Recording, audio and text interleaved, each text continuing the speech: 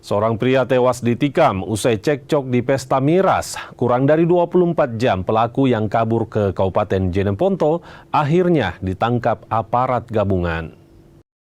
Pemuda berinisial AN tewas ditikam rekannya. Korban tewas dengan 2 luka tusukan di perut dan dada.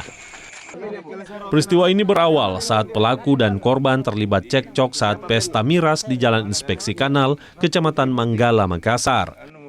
Pelaku yang tersinggung menunggu kondisi sepi sebelum menikam korban. Meski sempat dilarikan ke rumah sakit, nyawa korban tidak tertolong. Pelaku ditangkap tim gabungan di tempat persembunyiannya di Kabupaten Jeneponto, Sulawesi Selatan. Awal mulanya memang karena ada orang-orang yang minum minuman keras, ya. Minum balok itu.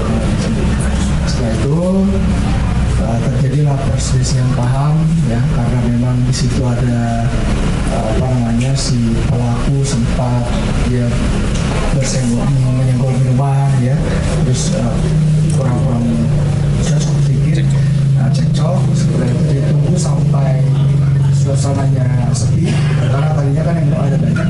Ditunggu suasana sepi, lalu pelaku melakukan aksinya dengan menikam korban sebanyak 2 kali di bagian perut dan bagian dada. Nah, setelah ditikam, si korban juga mengumpul darah cukup banyak, juga ke rumah sakit dan berakhir di situ, ya, meninggal dunia. Dan untuk pelaku sendiri, dia sempat minta tolong dengan temannya untuk melarikan diri ke wilayah Jeneponto. Polisi juga menyita barang bukti senjata tajam jenis badik yang digunakan pelaku menikam korban.